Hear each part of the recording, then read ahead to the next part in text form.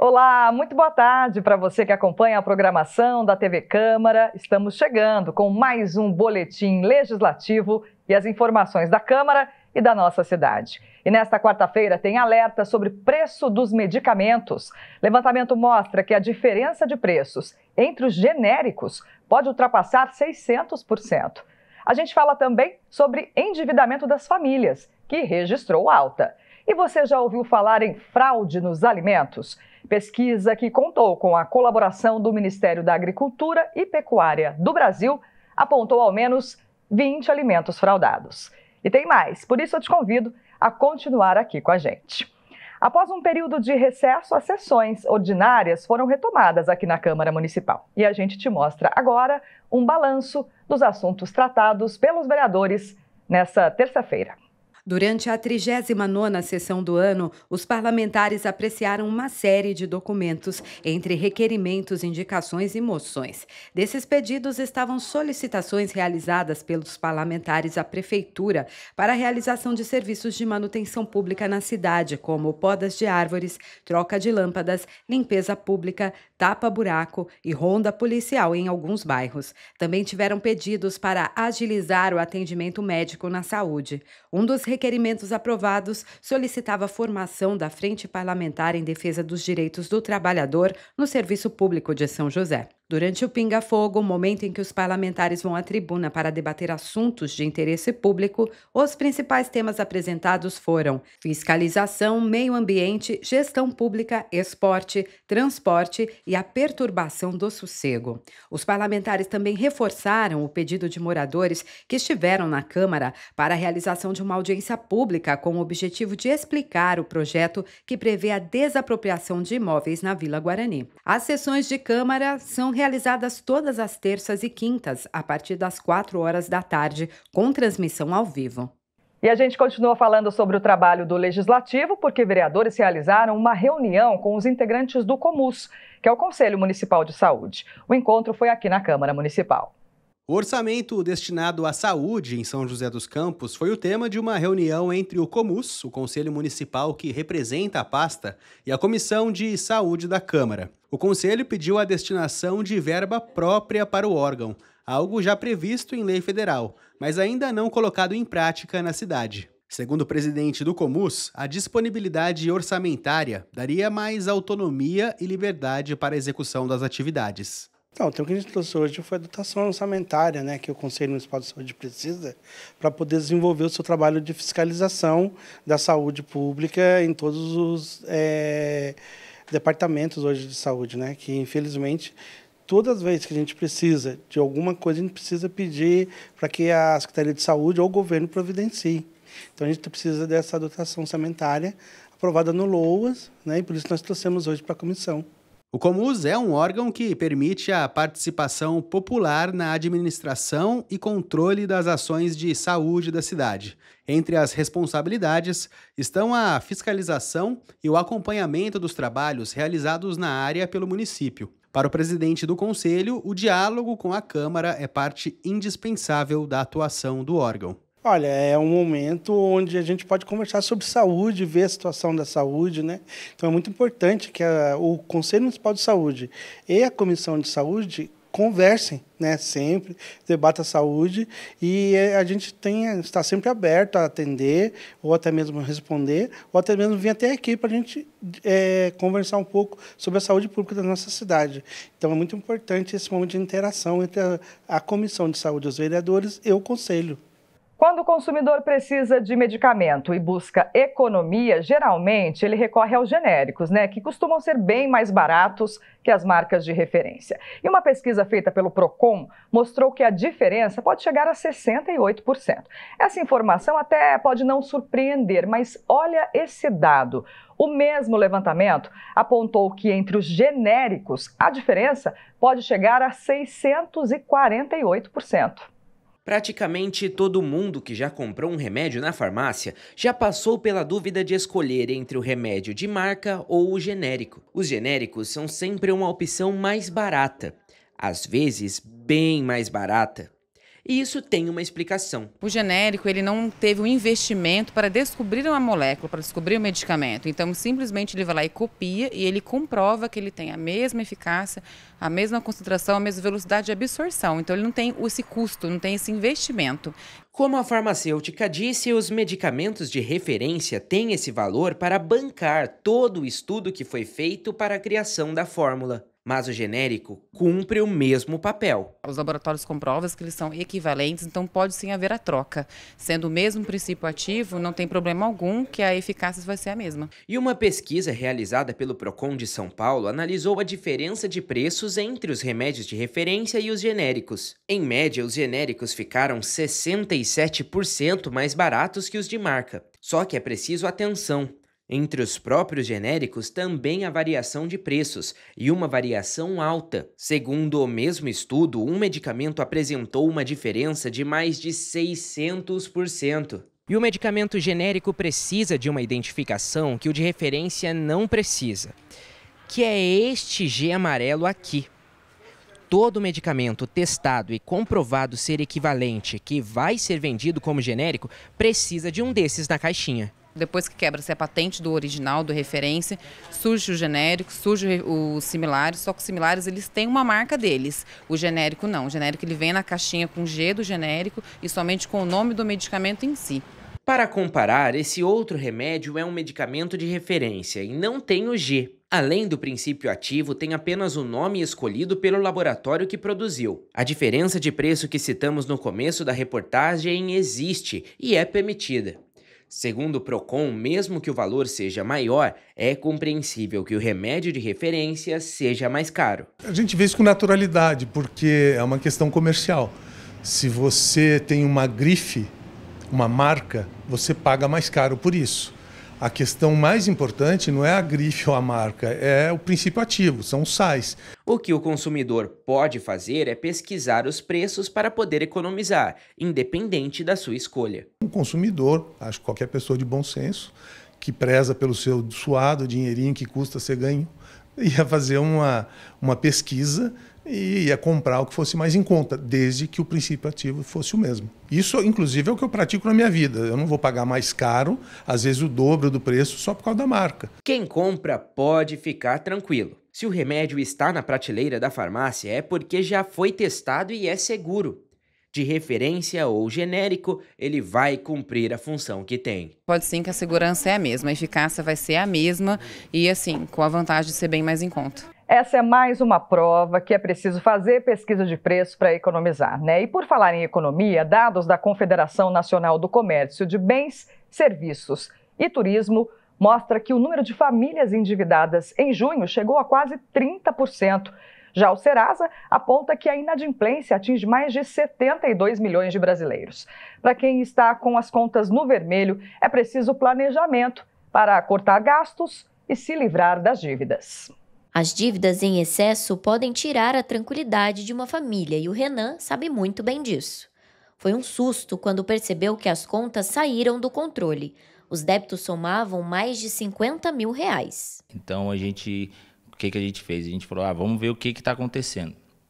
Aí nesse momento de planilhar a gente viu que eram empréstimos, principalmente consignado, que era da cooperativa na empresa que eu trabalhava, cartão de crédito e cheque especial. Somando tudo, dava em torno aí de uns 50, 60 mil reais. Então, a gente, com o filho casado e com o filho pequeno, a gente falou, não dá, essa situação não tá legal, a gente precisa mudar. Depois de organizar tudo, não teve outra saída. Ele e a esposa precisaram cortar gastos. Tivemos que cortar cinema, alguns planos de celulares, planos de internet, diminuir, fazer tudo esses cortes para poder fazer alguns passeios públicos gratuitos para conseguir organizar. E tudo isso aí com esse planejamento, depois de montado esse planejamento, em 8, 10 meses a gente já conseguiu respirar e já conseguimos voltar à vida normal. Terminar o mês no vermelho tem sido uma realidade de muitos brasileiros. Segundo dados da Confederação Nacional do Comércio, o número de famílias endividadas no país atingiu 28,8% em junho deste ano, alta de 0,02% na comparação com maio. Embora o aumento pareça pequeno, são mais de 72 milhões de brasileiros em situação de inadimplência, aponta o Serasa. Pessoas com idade entre 41 e 60 anos representam a maior fatia, 35,1% do total. Na sequência estão as faixas etárias entre 26 a 40 anos, ocupando 34,1% dos endividados. Jovens entre 18 e 25 anos e os idosos também aparecem na lista. Para este educador financeiro, a falta de planejamento pode impactar o orçamento das famílias. Como as pessoas não têm educação financeira na escola, ao chegar na fase adulta, utiliza o dinheiro de forma errada e quando bate mais ou menos os 30 anos, que é a hora que a gente para analisar a vida, né, o que eu estou fazendo com a minha vida, é a hora que a pessoa percebe, estou cheio de dívida, minha vida não está melhorando, estou longe de realizar meus objetivos. E agora? Então não é que a dívida surgiu aos 30 anos, a dívida ela veio ao decorrer dos anos, só que aos 30 anos geralmente é quando as pessoas dão aquela acordada para poder resolver. Então esse padrão é muito comum para as pessoas acordarem e tentarem resolver alguma coisa. E aí vai atrás de educação financeira para resolver. Para fugir da inadimplência, algumas pessoas apostam nos empréstimos, uma saída que pede cuidados.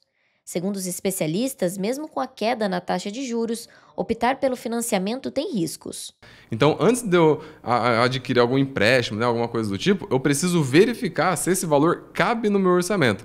Se ele couber no meu orçamento e valer a pena esse tipo de empréstimo, aí beleza. Mas quando que vale a pena o empréstimo? O empréstimo basicamente só vale a pena quando dá ROI. O que é o ROI? É retorno sobre o investimento. Se for para você fazer uma dívida de consumo, não faça. Tem que ser dívida de alavancagem, é uma dívida que vai fazer você fazer mais dinheiro. Para garantir a saúde financeira, o melhor caminho é cortar gastos. Para isso, o Eduardo dá algumas dicas. Eu tenho que determinar um orçamento.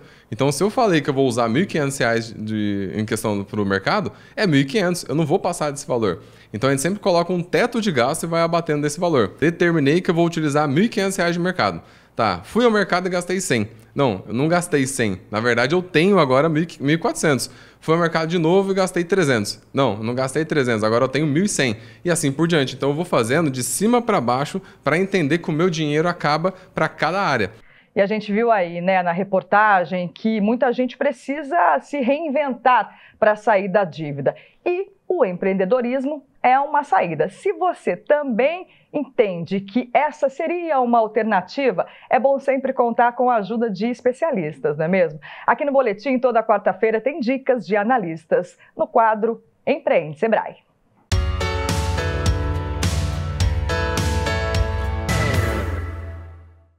Olá, eu sou Paulo Sereda, gerente regional do Sebrae para a região de São José dos Campos, e hoje nós vamos falar sobre a experiência do cliente. Experiência do cliente, quando nós tínhamos somente o varejo físico, significava o ato de entrar na loja, ser atendido, comprar e usar o produto. Hoje, com o mundo digital, essa experiência ela é muito mais ampla e complexa, porque você precisa ter o seu ambiente físico e você precisa estar também no mundo digital.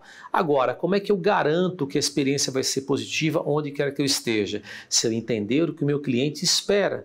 Se eu atender às expectativas dele, a experiência vai ser positiva, desde a chegada no estabelecimento comercial, no uso e na demanda do produto, na compra, no pós-venda, no atendimento e principalmente na entrega. Lembrando, a principal dica, que nos atuais dias, na cabeça do seu cliente, o que custa mais, muito mais, muitas vezes que o preço, é o tempo. A demora para atender, a demora para entregar. Isso pode fazer com que você perca vendas.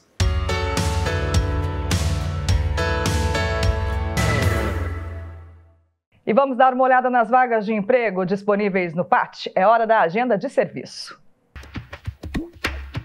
O PAT, Posto de Atendimento ao Trabalhador de São José dos Campos, tem oportunidades de emprego para açougueiro, ajudante de carga e descarga de mercadorias, ajudante de obras, apontador de campo, armador de ferros, assistente de vendas, atendente de balcão, lanchonete e padaria, auxiliar administrativo, auxiliar de cozinha, auxiliar de limpeza, auxiliar de manutenção predial, auxiliar operador de usina de asfalto, auxiliar de padeiro, auxiliar de topógrafo, auxiliar técnico de refrigeração, cadista, carpinteiro, chapista de lanchonete, chefe de cozinha, confeiteiro, consultor de vendas, copeiro, corretor de imóveis, costureira, cozinheiro, eletricista de instalações para aeronaves, empregado doméstico, diarista, encarregado de manutenção, engenheiro civil, engenheiro de produção, fiscal de caixa, fonoaudiólogo, garçom, gerente de produção e operações, gradista, instalador, reparador de linhas telefônicas e telegráficas, jardineiro, manobrista, mecânico de manutenção de aeronaves, mecânico de máquinas pesadas, mecânico de refrigeração, mecânico montador, motorista carreteiro, motorista de furgão, motorista entregador, oficial de manutenção civil, operador de caixa, operador de escavadeira e retroescavadeira, operador de fresadora, operador de máquinas de construção civil e mineração, operador de rolo compactador, operador de rolo de impermeabilização, operador de telemarketing, operador de tratores e de trator de esteira, operador de vendas para lojas, padeiro, pedreiro, pintor de edifícios, promotor de vendas, recepcionista, servente de obras, supervisor de vendas, técnico eletrônico, técnico em planejamento de obras de infraestrutura de estradas, técnico em segurança do trabalho, topógrafo, vendedor interno, vendedor porta a porta e zelador.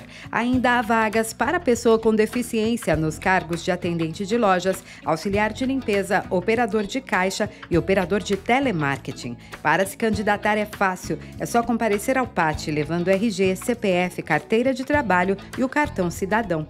O PAT fica na Praça Afonso Pena, número 175, no centro.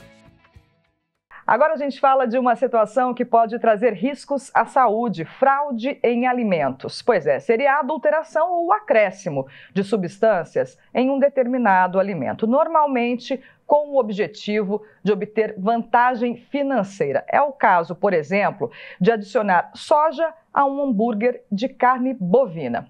Pois é, um absurdo, né? E normalmente, além de enganar o consumidor, a fraude oferece risco à saúde para quem, por exemplo, tem alergia ou restrição alimentar. Um estudo feito por empresas norte-americanas que contou com a colaboração do Ministério da Agricultura e Pecuária aqui do Brasil apontou 20 alimentos mais fraudados no mundo. Quem se preocupa com o que come está atento aos rótulos dos produtos, mas nem sempre as informações estão de acordo com o que tem dentro da embalagem. Em alguns casos, alimentos podem ter componentes adicionados, retirados ou substituídos, inclusive de forma ilegal. São as chamadas fraudes alimentares. Por exemplo, no caso do leite, a gente tem adição de aditivos que podem ser conservantes ou adição de soro que aumenta o volume e que, na verdade, não é leite, né? Você está fraudando o leite. No caso do mel, a gente tem adição de açúcares, seja diretamente no mel ou por suplementação alimentar das abelhas. No caso de grãos, como feijão e arroz, classificações incorretas, como, por exemplo, você classificar um arroz, um feijão tipo 1, e, na verdade, ele não é o tipo 1. Segundo a FDA, agência regulatória norte-americana, 1% da produção alimentar do planeta sofre adulterações. Leite, azeite de oliva, mel, carne bovina, pimenta e cúrcuma em pó, vodka e manteiga clarificada são os principais produtos. No Brasil, a lista inclui café, água de coco, arroz, feijão e farinha de mandioca. A finalidade é baratear os custos de produção e aumentar os lucros. No caso do peixe e congelados, por exemplo, a indústria pode até mesmo fazer o consumidor pagar por água. Hoje a gente tem uma norma que estabelece quanto você pode envelopar esse produto com água, que é uma forma de você conservar o produto para a bem do consumidor, né, para que o consumidor tenha um produto mais estável durante um período de tempo maior, mas esse nível de água que pode ser incorporado ali, ele deve ser obrigatoriamente descontado do peso final do produto. Campeão global de adulterações, o leite pode conter desde água até formaldeído. No ano passado, 6% do leite pasteurizado fiscalizado no Brasil estavam fora da conformidade. Também foram apreendidos 530 mil litros de água de coco, que eram, na verdade, água e açúcar de cana. 130 51 mil litros de azeite extra virgem com mistura de outras gorduras e 59 mil litros de néctar de fruta, feitos apenas com água e saborizantes. Fraudes como essas podem passar despercebidas pelo consumidor. Além do prejuízo anual de 200 bilhões de reais, essas alterações intencionais também são um problema de saúde pública. Em 40% dos casos, elas oferecem riscos à saúde de quem consome os produtos. O que a gente mais teme é a anafilaxia. Então, os pacientes alérgicos a castanhas, a leite, alérgicos a ovo, alérgicos e intolerantes ao glúten, podem desenvolver sintomas que são muito graves e são fatais, se eles levam ao óbito rapidamente, se a gente não acabar ingerindo acidentalmente esses alimentos. As empresas que praticam fraude devem indenizar quem adquiriu o produto adulterado. Elas também são responsabilizadas em caso de doenças causadas pela ingestão dos alimentos. Essa responsabilidade é objetiva. O que significa isso? Independe de culpa. Então, não adianta falar se foi sem querer, se foi de propósito ou não, se não sabia. Isso não importa. O fornecedor vai ser responsável. Quando é fato, significa que eu tenho uma situação que vai acarretar um risco à saúde ou à segurança do consumidor. Então, aqui nós estamos falando de um defeito. Para não ser enganado, suspeite de produtos com preços muito atrativos. Além disso, busque por selos de qualidade. Também é possível consultar os relatórios de fiscalização feitos pelo governo que indica as marcas que devem ser evitadas. Em caso de suspeitas, denuncie nos canais de defesa do consumidor. Ele pode entrar com uma reclamação através do site consumidor.gov. E lá você vai descrever em poucas palavras qual é o problema. Você pode juntar fotos. Outro caminho é ir através do PROCON, né, os PROCONs que existem, né, em quase todas as cidades. Lá você registra a sua reclamação. O fornecedor, a empresa, vai ser chamada para uma conciliação, uma audiência de conciliação. Outro caminho é denunciar na ouvidoria do Ministério da Agricultura e Pecuária. Todas as denúncias que são encaminhadas, elas são apuradas documentalmente, localmente, com ou sem coleta. Primeiro a gente tem que fundamentar a denúncia, mas o compromisso da Secretaria de Defesa Agropecuária é no combate com a fraude de produtos de origem vegetal e animal que são regulados pela Secretaria. Bom, para afastar esses riscos, parte da população já recorre a uma dieta mais natural, com alimentos frescos, sem o uso de agrotóxicos. É dentro desse grupo que estão os orgânicos, que prometem ser mais saudáveis. Vamos falar mais sobre esse assunto? A repórter Daniela Rivas conversa com a gente agora. Oi, Dani. Boa tarde. É isso, boa tarde para você, boa tarde a todos que acompanham o Boletim Legislativo. A pauta de uma alimentação mais saudável tem ganhado destaque, né, gente, principalmente nos últimos anos. E aí, uma alternativa pode ser os produtos orgânicos, o que diminui o risco de contaminação dos alimentos e também de que os alimentos sejam fraudados, né? Porque muitas vezes aquilo que está na embalagem, naquela tabela nutricional, não é exatamente o que contém no produto.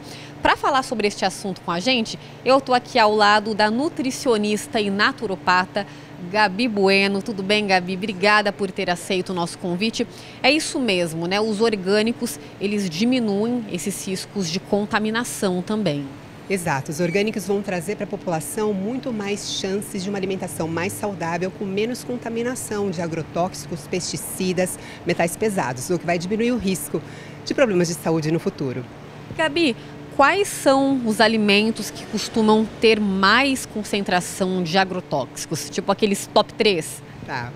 O principal hoje em dia é o pimentão, é um alimento que possui um alto risco de contaminação, mamão, alho, laranja, são muitos os alimentos que acabam tendo uma exposição maior ao agrotóxico.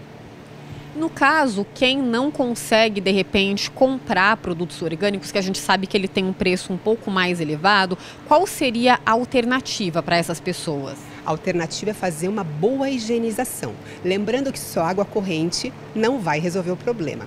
A gente precisa fazer uma higienização com hipoclorito de sódio, que hoje é disponibilizado pelo SUS, nas UBSs, nos postinhos. Então a população consegue ter acesso a esse produto sem nenhum custo para poder limpar os alimentos. E aí tem até na embalagem, né, deixar uns 15, 20 minutinhos, já é o suficiente, e depois lavar bem com água. Exatamente. Também você pode comprar água sanitária no supermercado, mas procurar no rótulo, vai estar descrito se aquela água sanitária pode ser utilizada para higienização de alimentos. E aí, no caso da saúde, a gente sabe dos inúmeros benefícios e também para o funcionamento do organismo.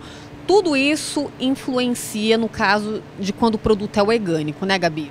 Exatamente. O produto que não é orgânico, que tem maior contaminação, ele vai expor a população a maiores chances de doenças de alto risco para o futuro. Então, esse excesso da contaminação pode fazer danificar a nossa célula e fazer com que a gente tenha maiores chances de doenças no futuro. É isso. Muito obrigada, viu, Gabi?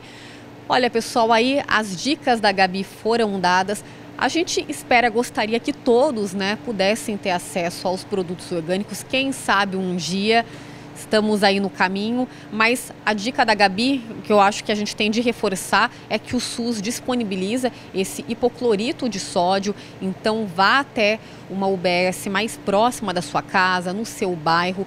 Procure para você lavar bem esses alimentos, sejam as verduras, sejam as frutas, para que realmente não fique esses resquícios, né, de contaminação nos alimentos. Recado dado, volto aí com vocês no estúdio. Até mais. Até mais, Dani. Muito obrigada pelas informações. E chegou a hora de saber como é que fica o tempo aqui em São José na tarde de hoje e também amanhã. Quarta-feira de sol com céu aberto durante todo o dia. Pouca chance de chuva. A temperatura máxima prevista é de 28 graus e a mínima de 15. Para amanhã, quinta-feira, a expectativa é de mais calor. O dia deve ser de muito sol com poucas nuvens. A temperatura máxima esperada é de 29 graus e a mínima logo pela manhã de 17. E o Boletim Legislativo fica por aqui. Muito obrigada a você que nos acompanhou. A programação completa da TV Câmara também está disponível no nosso canal do YouTube, TV Câmara SJC. Você fica agora com a Hora do Esporte, com Vieira Júnior e Bruno Castilho. Ótima tarde!